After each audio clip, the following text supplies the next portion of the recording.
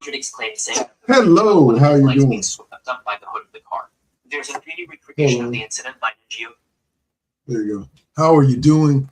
My name is Dark Lord 100 of aka Double KK Double, and I am your host tonight for the classroom. I may be joined by O'Malley a little bit later. I may not be, but either way, we're going to kick it off and get going. We're going to open up by saying hello and thank you to everybody out there who taps in, whether it be on YouTube or on Twitch. But let me see. We got some wild card football right now. The Patriots and are playing. We got the Steelers in Houston tomorrow night to close out wild card weekend, and we got the Patriots. Sorry, the Chargers going right now. Patriots are up 3-0. But throughout this weekend, we had a bunch of games starting on Saturday with the Los Angeles Rams taking on the Carolina Panthers. Now, I thought this was going to be a runaway victory for the Rams, like I genuinely did. But evidently it was not. The Rams came out and took a 7-0 lead, and by halftime were up 17-14. We're tied.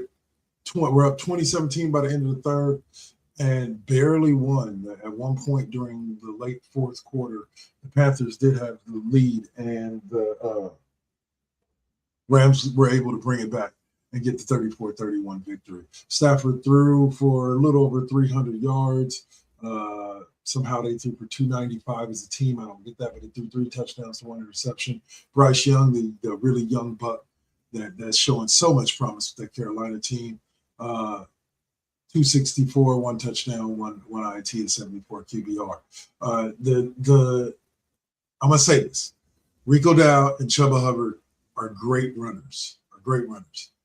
If kind of like in Chicago, I think where the Panthers are at is they're a year behind Chicago. And I don't mean they need to go get themselves a new head coach. The guy that's over there right now, I forget his name, but he's doing fine. He got them to 8-9 into the playoffs, into the division championship, into the playoffs. So I think definitely he should keep his job and he should continue to coach the team. But I think what he needs to do, him and the GM need to get together and target specific offensive linemen in the draft and in free agency that they are going to pick up to help protect Bryce Young and also to help open up holes for Chuba Hubbard and Rico Dow. Because the bottom line is both of them are great runners when they have blockers in front of them.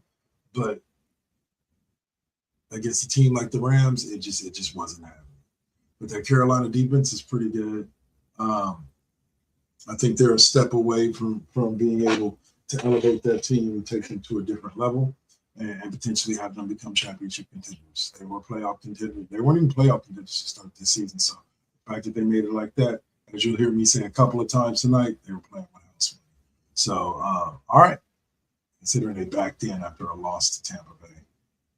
Who knows if Tampa Bay loses their game? But anyway, that was the first game on the docket. The next game was last night, and that game was woo.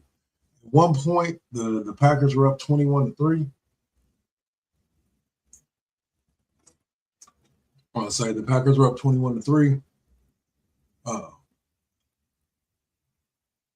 And to end the game, Caleb Williams did what he tried to do against the 49ers. Caleb Williams did what Caleb Williams do and drove them down and hit I forget what the kid's name was, Zacchaeus. They hit him for the game-winning touchdown.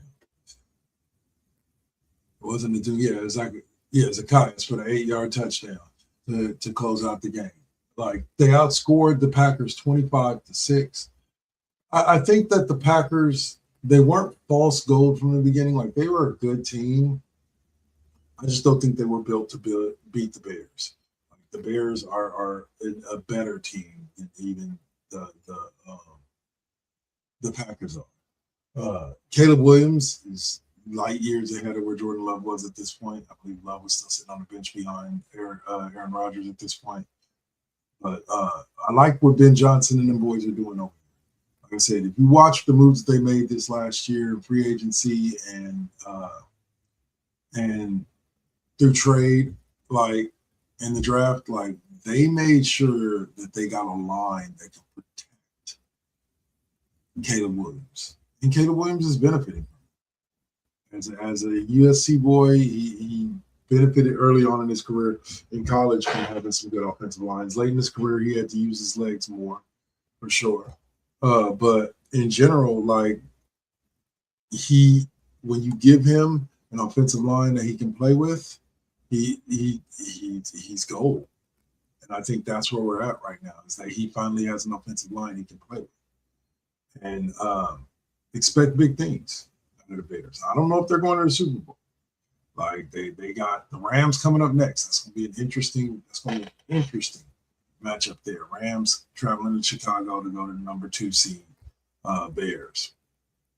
So, all right. So the game this morning kicked off with the Buffalo Bills taking on the Jacksonville Jaguars, and the Bills hold on for a 27-24 victory.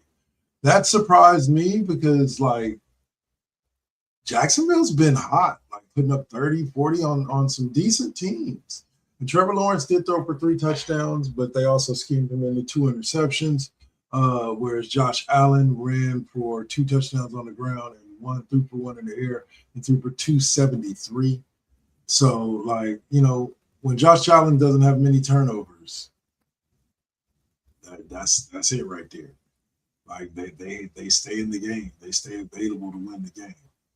Like they had 273 with Josh Allen in the air, and they only had James Cook with 46 yards on the ground and no touchdowns, and Josh Allen with 11 and 33 yards on the ground. So yeah, it was an interesting game. Interesting. But the Bills move on. I believe I have to see. I don't know. I think the Bills play the winner, depending on who wins between Houston and Pittsburgh. And then the other AFC team that plays today, New England, because I believe New England ended up with the 1 seed. No, Denver ended up with the 1 seed. Why didn't the Broncos?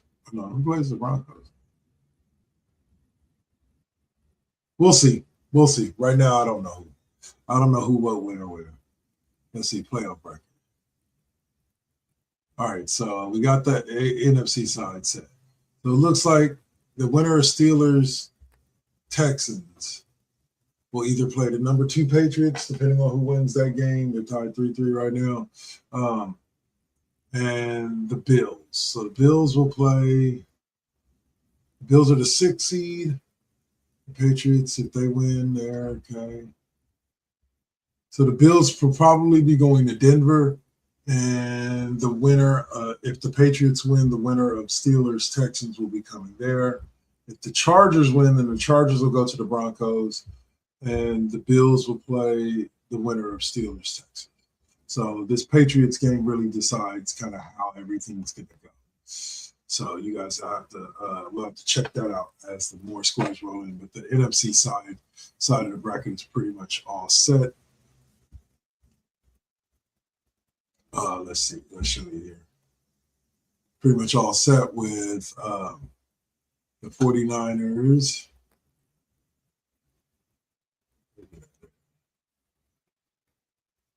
So we're going to go here. We're going to go over here. Just let me know. Okay, never mind. You're going to have to go back up. All right, there we go. There we go. That's a little bit. All right, so yeah, as you can see, we got the Eagles beating the 49ers, the Bears beating the Packers, the Bears take on the Rams, and the 49ers take on the Seahawks for the 3rd time this season. Oh, I hate these kind of matchups. Oh, we'll see what Shanahan and them boys do. Hopefully they'll get Purcell back, and yeah. But let's get to that game. As the 49ers, my favorite team in the whole wide world, went on ahead. Not my favorite football team, went on ahead and handled business in that game against Philly. And let me say this again. I said this last week with O'Malley and Swab when we were talking about the 49ers and the loss to the Seahawks. This defense is young, and I like what they're doing. Like I said, the Niners bring in people that they know can contribute, and that is huge. Like that is huge, huge, huge, because Eddie Kendricks made the game-winning play on 4th and like 5 on a pass over the middle. Like he wasn't on the team to start the season. He rebuffed the team last season to go play for Dallas in free agency, and then signed to the practice squad like 2 months ago, and is making the play that sends us to the divisional round. It's interesting to see what's going on in San Francisco because, again, I told you, you're gonna hear me say this a lot. They were playing with house money. They did not, nobody, like once they took those injuries, nobody expected them to play this well. Nobody expected them to go this far. Nobody expected Mac Jones to go 5-3, like in his starts, or 5-2, or whatever it was for him. You know, like nobody saw this coming. After they lost Warner and Bosa, I think they lost Bosa on the opening week of the season, and they lost Warner the very next week. After losing those two, nobody saw this coming. So they playing with house money. Should they beat the Seahawks and get to another conference championship game? I think it'd be like the 6th in the past 8 years or so, or something like that. That's insane. I'm not saying it's going to happen. I personally don't know. After that ass whooping the Seahawks handed us handed them at the end of the season, I don't know if they're going to be able to win next week. But I do know this. I'm proud of this team. They made it this far. Like 12 wins. Again, nobody could have saw it. Nobody could have saw it. But then again, who could have saw the Rams? Like think about it like this. The final 4 in the NFC are set, and 3 of them are from the NFC West.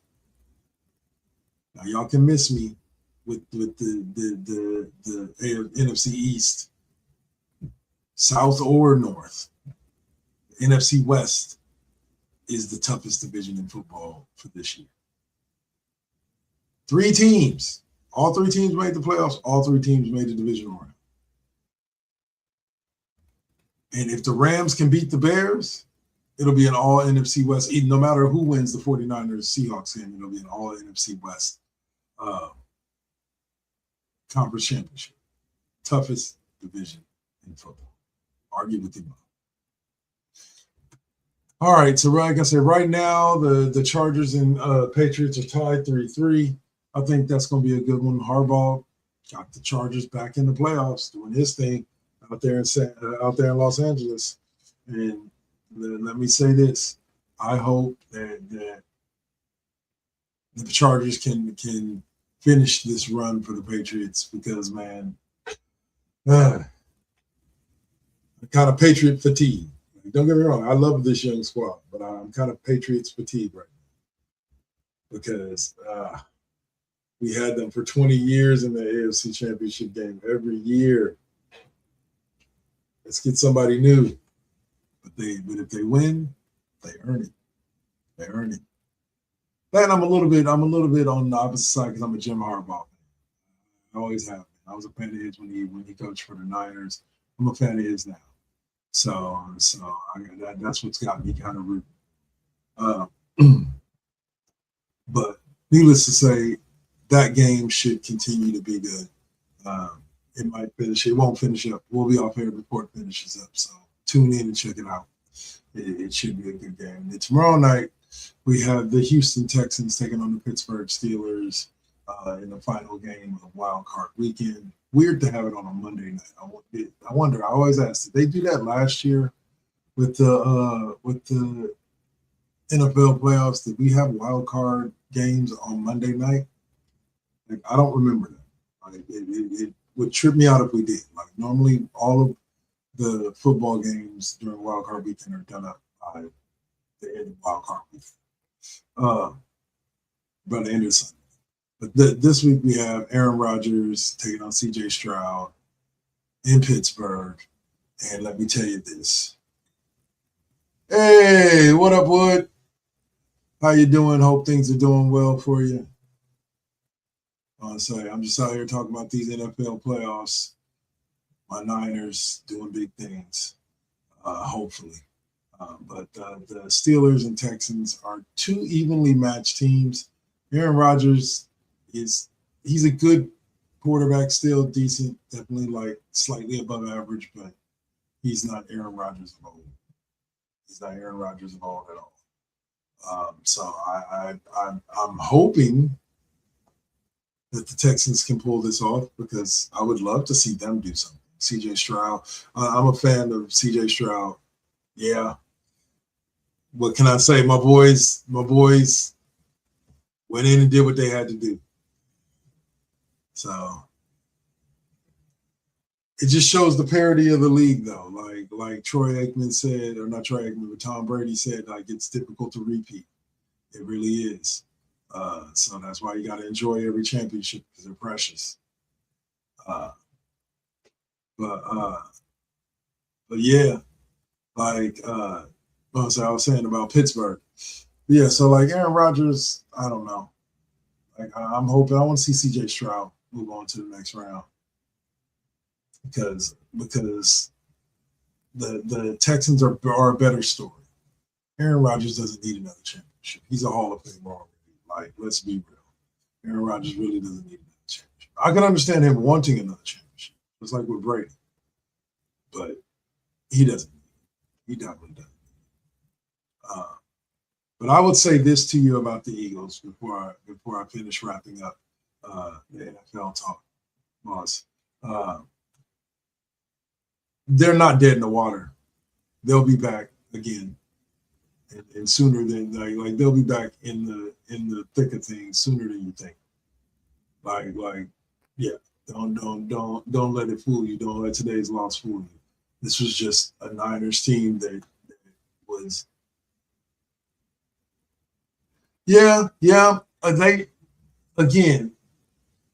Here's the thing with that the San Francisco 49ers team. That defense is a lot better than a lot of people give them credit. And it's primarily due to that man named Robert Saleh.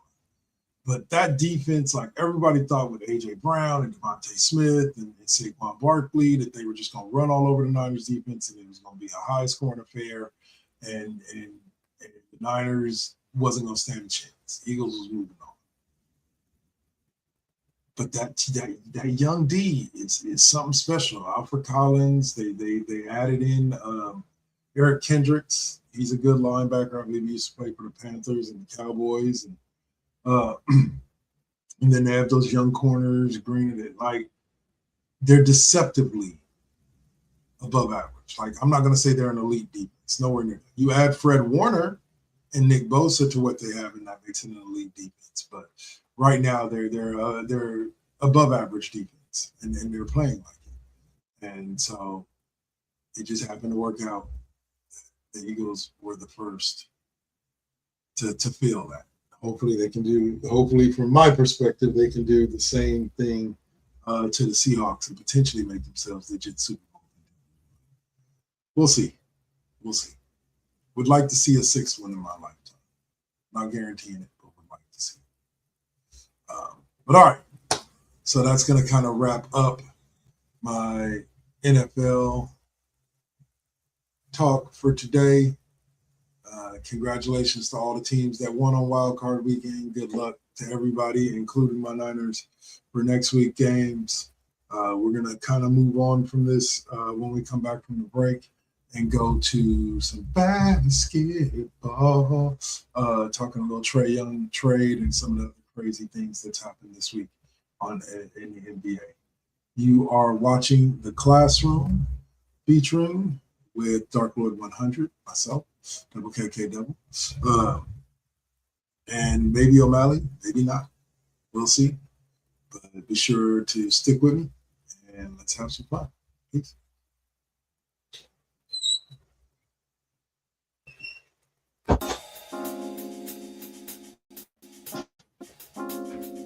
We back at it. Yep, we still doing it. Poetic beat. First GenXers. Let's get it, y'all. Come on. We back in the building. It's been a long time cooking in the soup kitchen.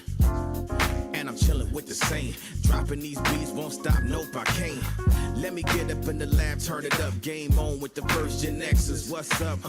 Let's flip on the switch or the Xbox and Get up in my zone, I'm clowning.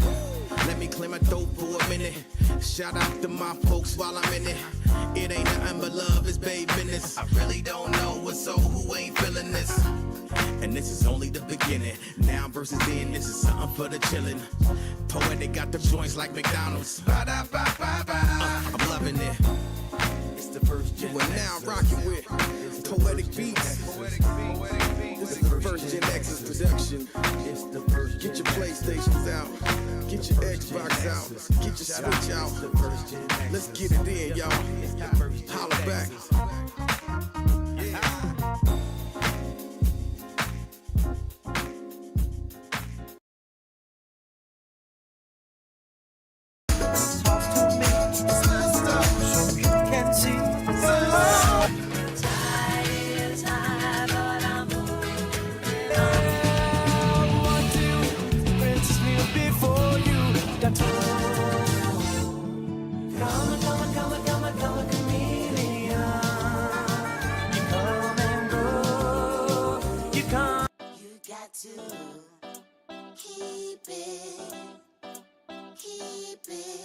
You got to keep it lovely. You got to keep it.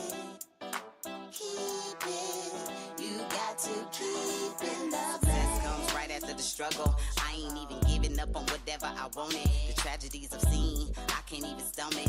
Most of y'all weak as shit and would've started running. Every time I make it back to the crib, I'm thankful the Most High let me see all of it. Grateful I'm lovely, and I'm being real with this. Please don't judge me. I'ma stay on my shit. I'ma keep it.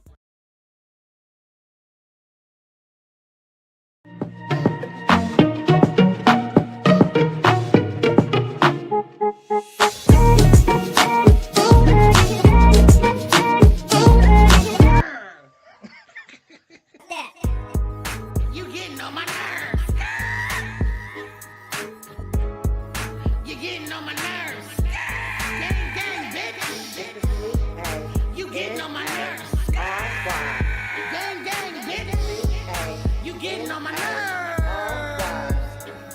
Get your titty, get your titty, get your titty on. Gang, gang, bitch. Get your titty, get your titty, get your titty on. I said what I said. No, please don't tell on me. No, please don't tell the police. Gang, gang, you getting on my nerves. She getting on my nerves.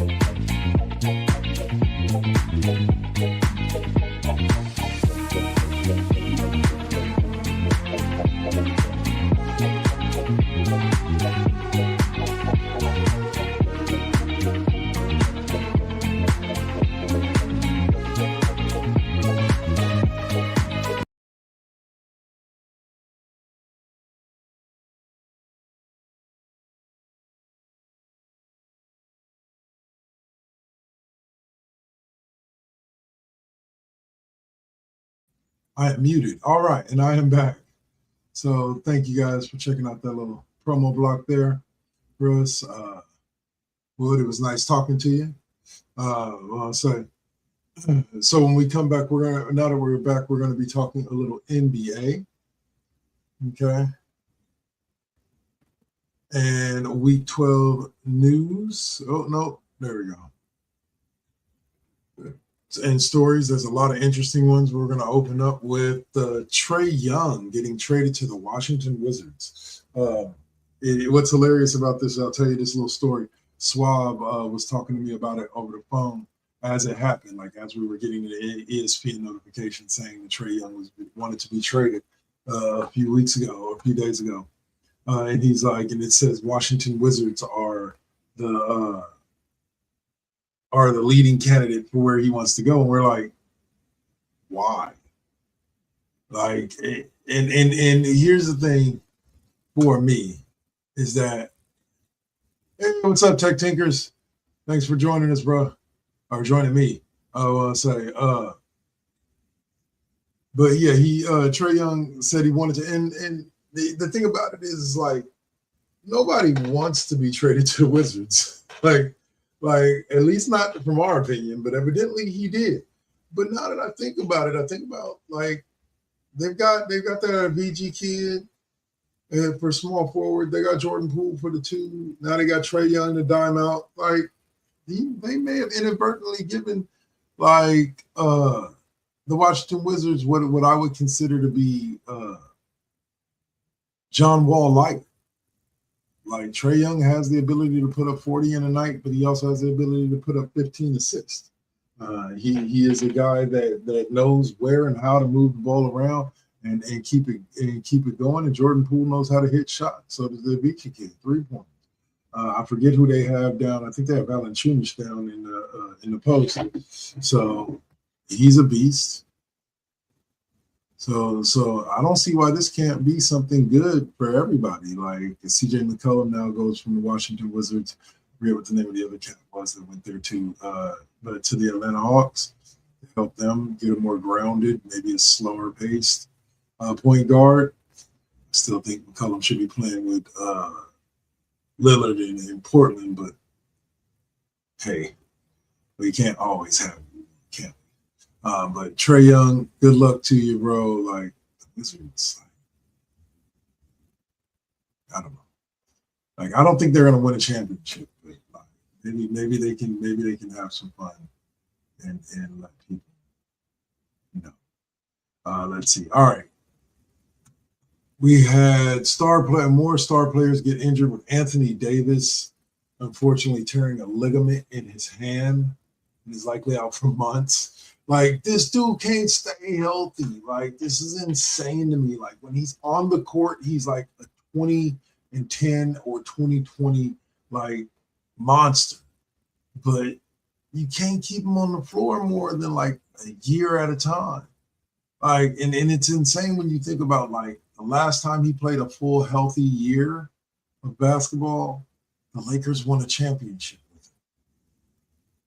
Like, the last time he played a full year of basketball, he won a championship. Like, other than that, he's been missing like months at a time. And now he's going to be up for more months. Victor Wemby returned from a 2-game absence due to knee soreness, coming off the bench against the Grizzlies. They're going to bring him back slowly. And Tyler Hero, toe, and Marcus Strus foot also made progress with Hero returning after an 11-game absence. Like, I don't know what it is. Like, people say, oh, the game's more athletic, blah, blah, blah, blah, blah. But here's my thing with it. Look at how much, like, don't get me wrong. Like, people got hurt back in the physical era of basketball. And I'll call it the 80s and the 90s. That was the physical era of basketball. People got hurt, but not at this clip. And not for as long. Like, yeah, some of it was like we had the stupid mantra about people friggin' playing through pain and shaking off injuries because they're not leaving the game because they got too much pride and all that. That existed. And that was some of it. But I just don't think players got injured as often as they do.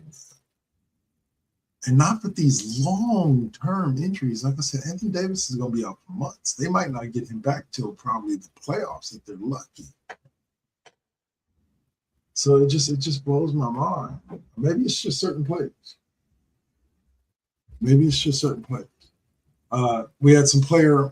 had a player milestone this week. Is Anthony Edwards became the third youngest player in NBA history to reach 10,000 career points. Congrats to him. And we had Pacers coach Rick Carlisle won his 1,000th game, becoming the 11th coach to reach that. Up there with Don Nelson and them. 1,000 wins. Like, wow. That's magical. Like, that means you've been coaching for a long time.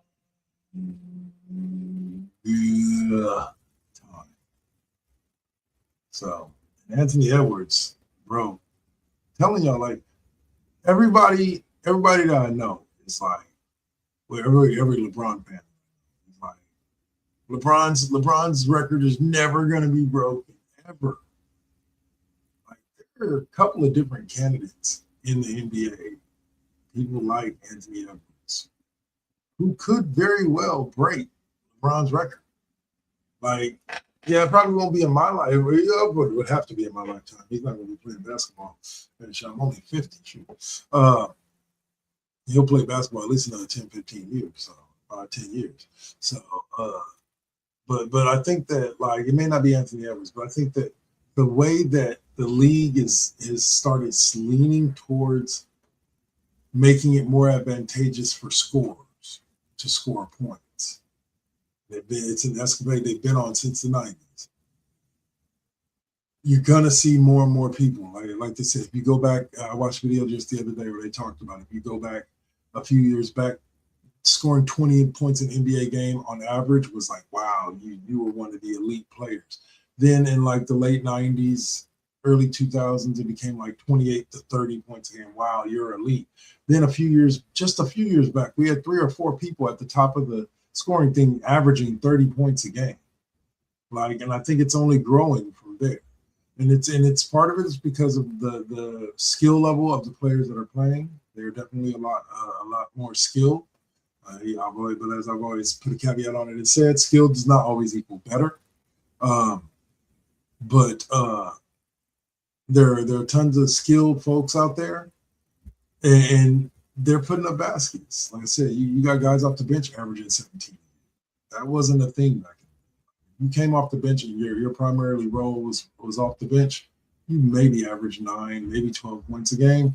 Now you got 6 men averaging 27 a game. So at the end of the day, we're leaning towards an NBA that will see records broken consistently. Not just LeBron and LeBron's. All right, and then the San Antonio Spurs maintained their lead in the power rankings this week with the Houston Rockets and Detroit Pistons rising into the top 5. Tyrese Maxey had a hell of a game on 34 points, 8 rebounds, and 10 assists. Kawhi Leonard had a hell of a performance with 45, 7, and 3 against the Jazz. Kay Cunningham went for 30 as well. And then Paolo Brancho, for you fantasy managers out there looking for a late pickup, if he's available in your league, averaged 53 fantasy points in 4 games, including a triple-double. And Devin Booker's game-winning three-pointer with 0.7 seconds helped the Suns beat the Thunder. So, but currently the Oklahoma City Thunder is leading the West, while the Pistons are leading the East at 20. So that would be all of our NBA talk for this week. I'll just throw in one more thing. The Warriors have seemed to hit their stride recently. They are doing well, and I believe they're 3 games over 500 at this point.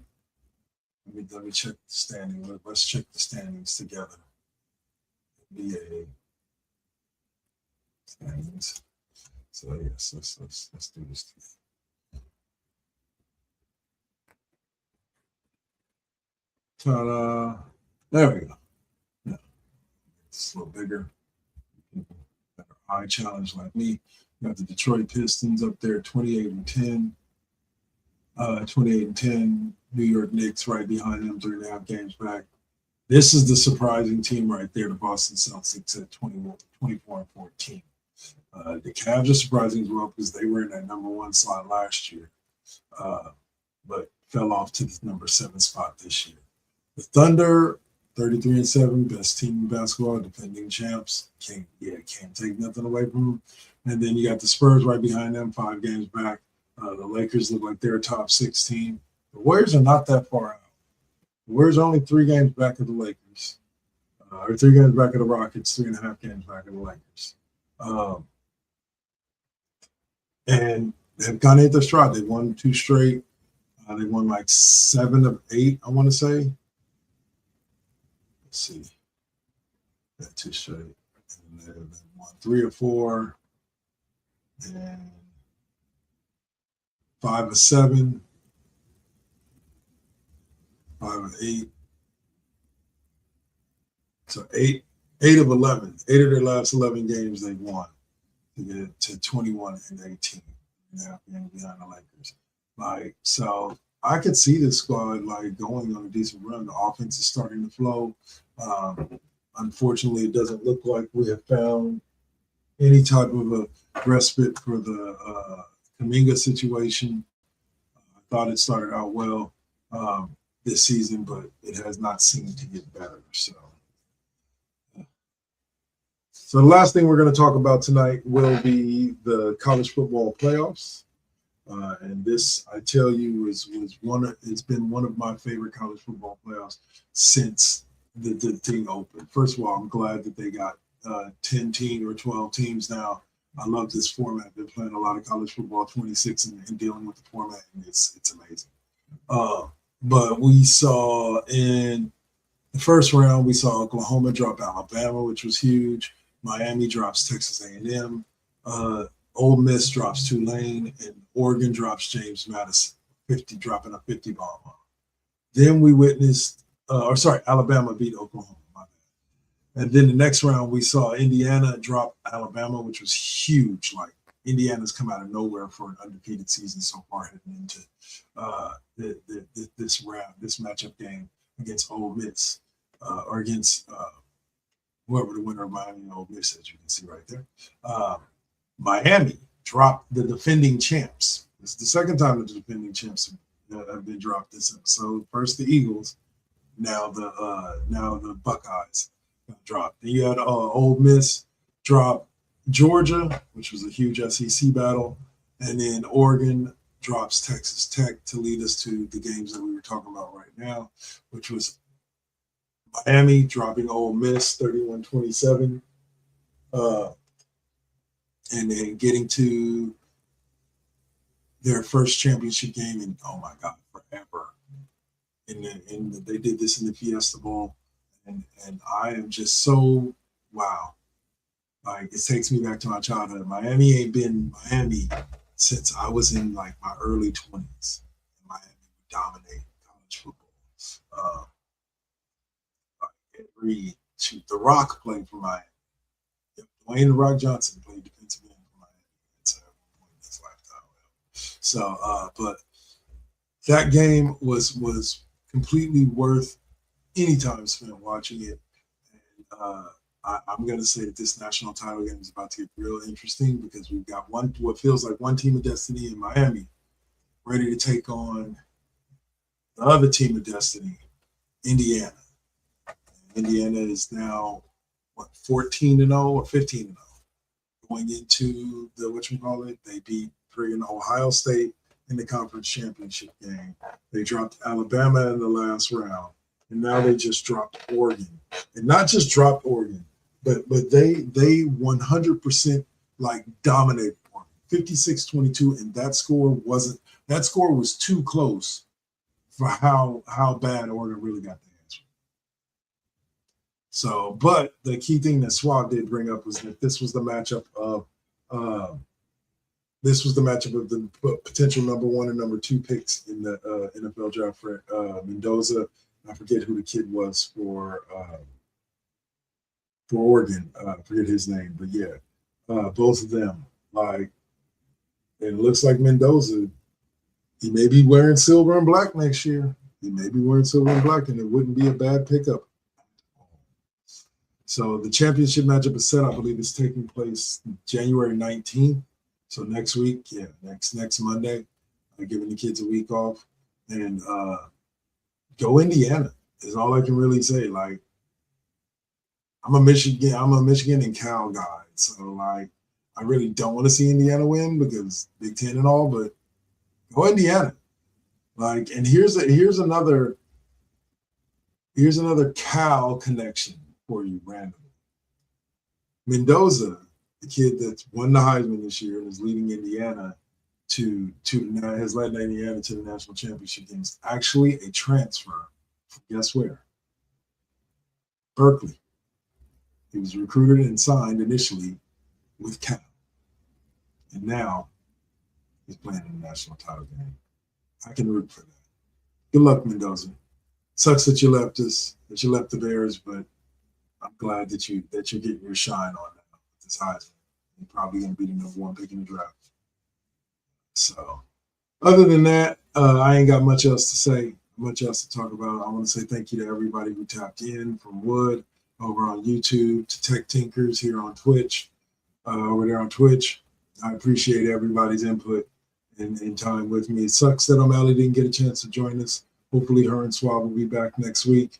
And I will see you guys on Tuesday for my next stream with college football, EA Sports College Football 26 on the Xbox Series S. I am Dark Lord 100, aka Double KK Double. This has been The Classroom, featuring on the first GenXers broadcast network right here on Twitch or YouTube. Peace.